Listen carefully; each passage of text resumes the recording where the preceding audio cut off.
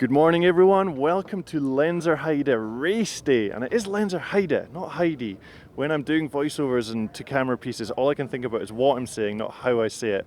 My brain's just not good enough. But anyway, race day here. The heavens have opened. It was raining quite hard this morning, and apparently the practice session for B practice this morning was pretty wild. It's the open turns that are really loose today, but in the trees, apparently it's still dry. So we'll need to see if the rain's going to affect things later on today. So as it's race day, I've got to cut about the pits and ask some Patreon questions. These are questions submitted by people through Patreon, and that is a website where people can donate a bit of money to help me make these videos. Pretty much, I don't make these without the people helping. So all these people scrolling past here have donated a bit of money and it pays me a wage for making videos at the World Cups, which is insanely cool. I am really thankful, and yeah, I do have a dream job, even though I am dying at the moment. My mild cold from earlier in the week's gone to full-blown plague mode, and yeah, I nearly didn't get out of bed this morning. But anyway, I cannot complain. I'm at a World Cup. There's questions to ask, there's riding to see. So once again, thank you to all these people. If you want to join them, there's a link in the description over to Patreon. You can go check it out. Right, let's go find some riders. Hey, we're in, look at this. He's been on the flipping growth hormones yeah, cool. Right, I got a viewer question for you. My head's just blown up since last week and I've grown a foot. Are you familiar with Bear Grylls? You heard of this guy? Yeah, I've heard of that. Yeah, the fake adventurer. Yeah, the 5-star hotel adventurer, yeah. I've stubbed my toe, I better drink my own piss, meme boy. Yeah, I've heard about him. Ringing your piss out sock, man, like, yeah. If Bear Grylls could grill bears, how many bears would Bear Grylls grill? He'd probably grilled a lot of them, man. Just all of them? Yeah. You'd have a team of flipping assistants grilling them up for him. Ready in his 5-star hotel, gourmet dinner, man. Okay, now you've got to say it as well, because I felt bad trying to say it. How many bears could Bear grill if Bear Grylls could grill bears? Yeah, you got it. Well, if you can complete that, I reckon you can do a good race run today, so good luck for that. Yeah, cheers, man. Rain or shine. So we've got a viewer question from Rory Brown Kerr, and it's an interesting one. I think you'll like this. So imagine there's been some kind of pay dispute or something going on, and all the riders have gone on strike. They're like, nah, we're not racing. And the UCI said, well, we got to have a race, so your mechanics are going to race now. Who is going to be the top 3 in the race of mechanics? Well, I want to say my mechanic's going to win, but he likes to crash a lot, so I'm not sure. He did say he'd probably be up at split 3 and then detonate. Split 3 might be a push even, I think.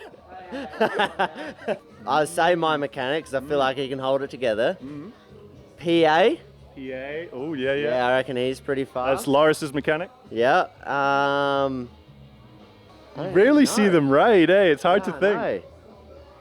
Definitely not John All. He would be out the arse hard. He'd be so deep, it'd be insane. I want to say Danny's mechanic because he just looks so ripped. I don't know if he can ride a bike. No, Scotty's mint. Ah, well, there you go. Yeah, you used to race the World Cups as well. Oh, there you go. We got it, okay. You managed to think of 3 people that actually ride downhill bikes, and we got there.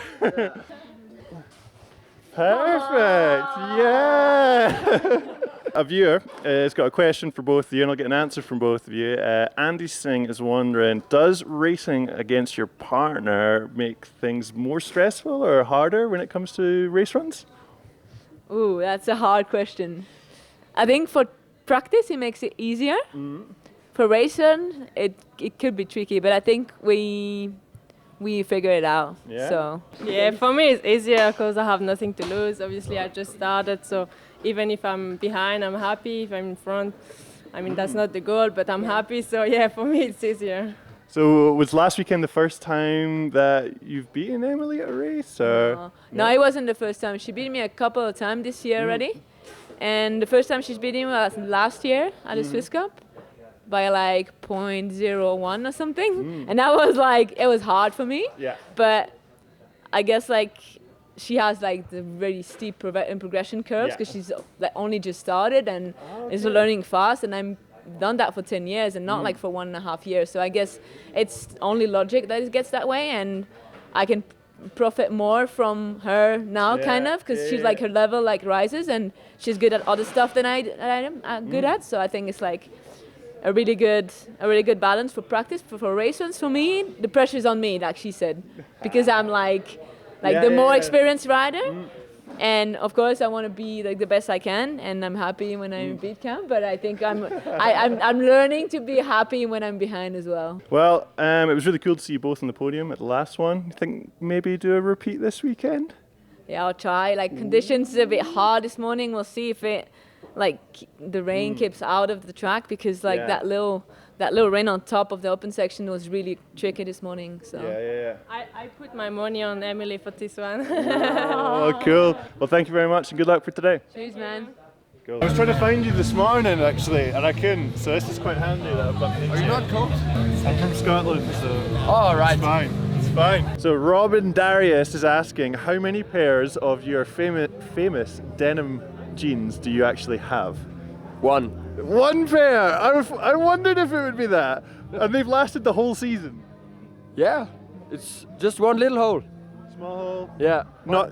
But I have to say, I just crashed once. The whole season, through practice, racing and everything, one crash. Yeah. How are you sitting in the overall actually? I'm not seeing, because you missed one round, you went off track and finished low today. Where are you sitting now?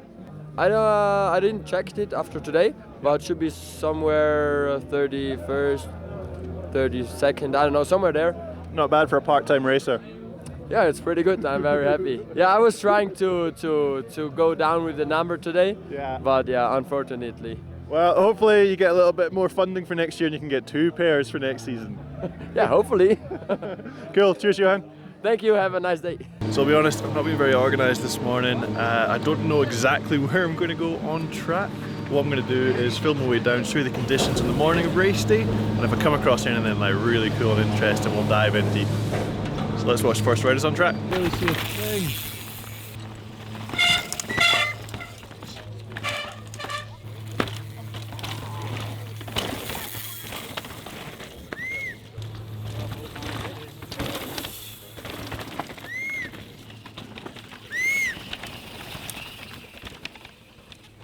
How's that visibility this morning? Oh, it's crazy, isn't it? Yeah. It just came out of nowhere as well. I got to the top and it was mint, and then cloud come up, and now you can't see 5 foot in front of you. But it's getting a bit better, even just here. Yeah, Kenda!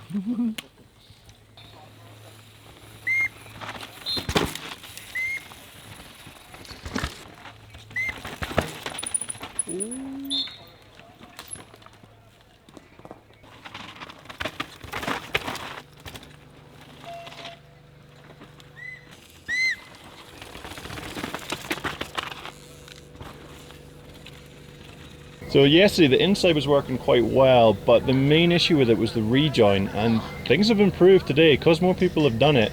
It's actually got a little bit more shape to it now, a little bit more support. So whereas riders were kind of unweighting over the edge, drifting and then catching grip once they actually caught the main bit of track, now there's almost a bit of a rut. Could this mean that the inside's now faster? It's too cloudy to tell, so we're just going to have to guess.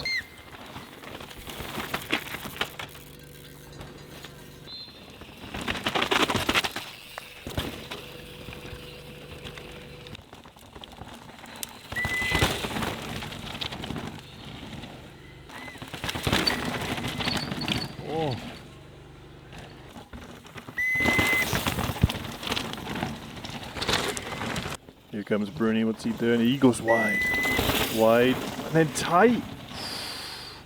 Oh, I don't know if that's the one.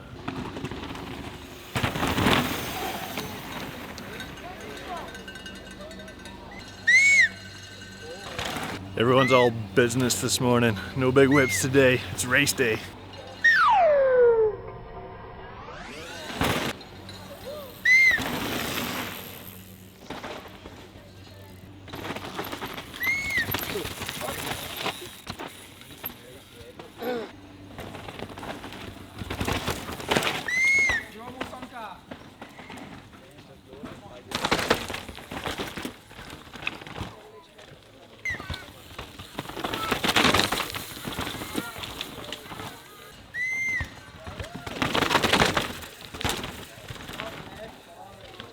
Finally got to a bit that's not too cloudy.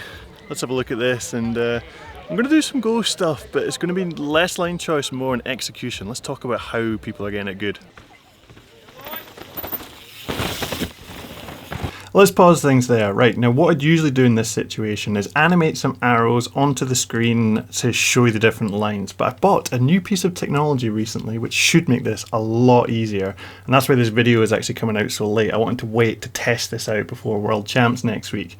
So let's dive onto the screen. I'll show you how I usually do it. So here is that freeze frame on the timeline of Bruni, and I want to illustrate the different lines we got here. So what I'd normally do, fire up into titles, I search for arrow, got an animated arrow pack here. I quite like the slight curve arrow. I drop that on, dive in, manipulate it. Let's make this a little bit bigger. And then manipulate this arrow to illustrate the line. So now I want to illustrate this one by the tree. Got to reshape it so it fits. Change the size. It's a bit fat, let's thin it down. About there looks good. Need to illustrate the different line as well, so we'd copy and paste. Drop another one in. There's another defined line up here.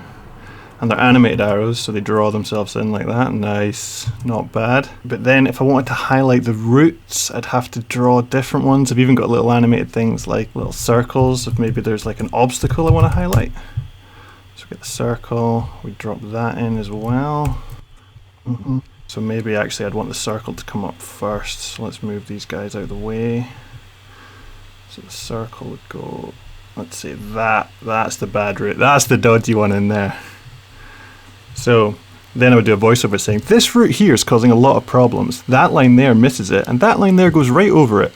Or something like that. But I find using these animated packs, it's quite restrictive. I'd love it to be more freehand. I'd love to be able to just draw and highlight things. It just, like, you know when you're watching football and they'll animate things, they're going, this guy needs to pass over here in front of this defender. I think they call them telestrators.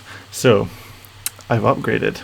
Right, I'm going to try and show you this, move things around without breaking anything. So this is a 12.9 inch iPad Pro, absolute monster. So what I can do is we screenshot this, boom, ping it to the iPad, fire it through, it should arrive here, screen record. Okay, check this out.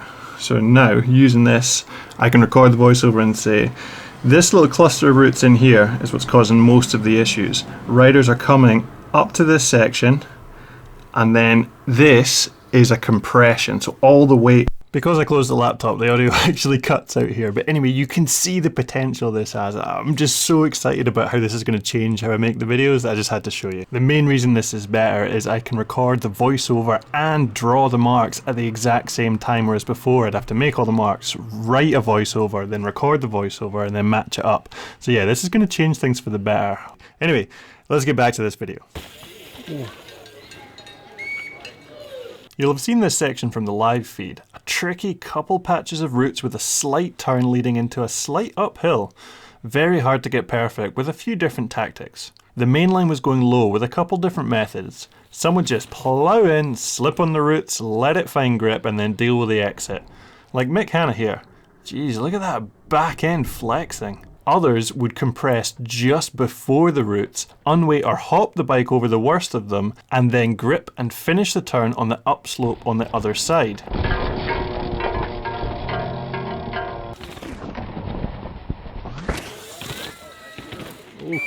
Timing for this was really tricky, and if you were even a little bit late, you could slip while you were compressing the bike. It was possible to go just below the roots and drift a little bit, but the margin for error was high. The only other option was to go high. To do this, you had to turn much earlier and then off camber across the roots. It's a slightly slower entrance though, but it did make the roots not quite as difficult.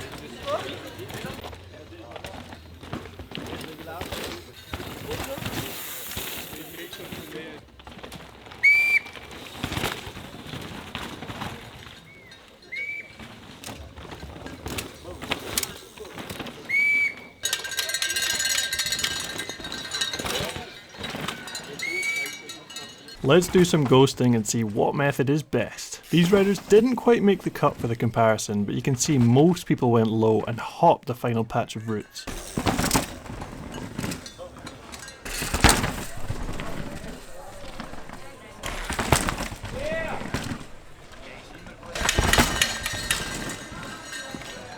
Okay, first comparison is Charlie De Pasquale going low and hopping the roots versus Mick Hanna taking the same line but slipping twice.